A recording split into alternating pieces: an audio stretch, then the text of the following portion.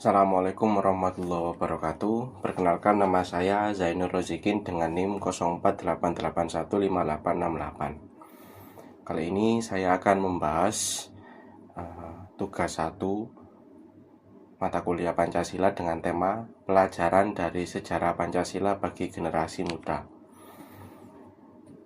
Saya mempunyai judul proses lahirnya Pancasila, peran BPUPK, Piagam Jakarta, dan PPKI, dengan subjudul dari rembuk bangsa hingga dasar negara.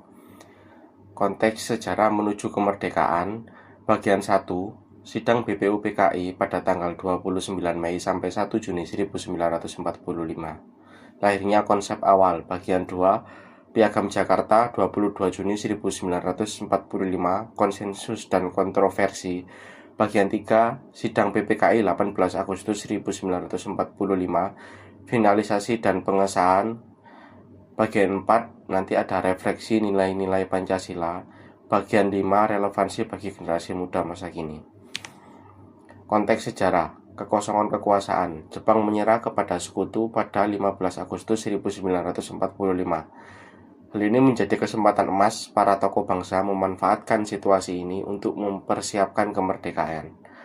Lembaga kunci BPUPKI, Badan Penyelidikan Usaha-Usaha Persiapan Kemerdekaan Indonesia, dibentuk 29 April 1945 untuk menyusun dasar negara. PPKI, Panitia Persiapan Kemerdekaan Indonesia, dibentuk 7 Agustus 1945 untuk melanjutkan tugas BPUPKI dan mengesahkan UUD serta dasar negara. Sidang BPUPKI rembuk dasar negara. Sidang pertama 29 Mei sampai 1 Juni 1945. Tugas utamanya merumuskan dasar negara. Tokoh kunci gagasan Muhammad Yamin, ada Profesor Dr. Supomo, ada juga Insinyur Soekarno. Lahirnya nama Pancasila, pidato Soekarno 1 Juni 1945. Sekarang banyak prinsip kebangsaan, internasionalisme, mufakat, kesejahteraan, dan ketuhanan lima bilangannya. Namanya bukan Pancadharma, tetapi saya namakan ini dengan petunjuk seorang teman kita ahli bahasa. Namanya ialah Pancasila. Tanggal 1 Juni kini diperingati sebagai hari lahirnya Pancasila. Piagam Jakarta 22 Juni 1945, konsensus dan kompromi. Di sini ada panitia 9 dibentuk untuk merumuskan naskah. Ada anggota kunci Soekarno, Hatta, Yamin, dan lain-lain, serta tokoh Islam seperti Kiai Haji Wahid Hasyim, Abi Kusno, Coro Krosujoso. Hasil kesepakatan sebuah naskah pembukaan hukum dasar yang dikenal sebagai Piagam Jakarta. Rumusan Pancasila dalam Piagam Jakarta, ketuhanan dengan kewajiban menjalankan syariat Islam bagi pemeluk-pemeluknya, kemanusiaan yang adil dan beradab, persatuan Indonesia, kerakyatan yang dipimpin oleh hikmat kebijaksanaan dalam permusyawaratan perwakilan, keadilan sosial bagi seluruh rakyat Indonesia. Kontroversi pada sila pertama, isu sentral, kalimat dengan kewajiban menjalankan syariat Islam bagi pemeluk-pemeluknya dianggap tidak inklusif bagi para Indonesia non-Muslim, terutama dari Indonesia Timur. Dinamikanya terjadi dialog dan tekanan yang intens menjalankan proklamasi untuk mengubah rumusan tersebut demi menjaga persatuan sosial. Sidang PPKI 18 Agustus 1945, finalisasi menuju kesatuan bangsa.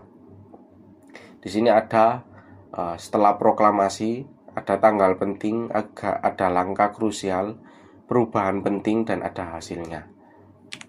Refleksi nilai-nilai Pancasila. Nilai-nilai Pancasila yang tercermin. Sila pertama, perubahan pada Piagam Jakarta menunjukkan penghormatan pada perbedaan keyakinan dan komitmen pada ketuhanan yang Maha Esa yang inklusif. Sila kedua, semangat untuk menciptakan keadilan, keberadaban bagi semua rakyat tanpa diskriminasi. Sila ketiga, kepentingan nasional di atas kepentingan kelompok atau golongan. Perubahan sila pertama adalah bukti nyata untuk menjaga persatuan dan kesatuan bangsa yang baru lahir. Sila keempat, proses perumusan melalui musyawarah mufakat dalam sidang BPUPK dan PPKI. Nilai keadilan sosial sila 5, upaya merumuskan dasar negara yang dapat menjamin kesejahteraan dan keadilan bagi seluruh rakyat dari berbagai latar belakang, refleksi pribadi dan relevansi. Pelajaran yang dapat diambil: 1. Seni berorganisasi dan berkompromi. Nomor 2. Kepemimpinan yang visioner dan inklusif. Nomor 3. Semangat persatuan di atas segalanya. Relevansi bagi generasi muda saat ini: nomor 1. Menjawab perpecahan. Nomor 2. Menjadi agen pemersatu. Nomor 3. Ada aplikasi dalam kehidupan. Demikian video yang dapat saya sampaikan. Mohon maaf apabila ada kesalahan kata. Wassalamualaikum warahmatullahi wabarakatuh.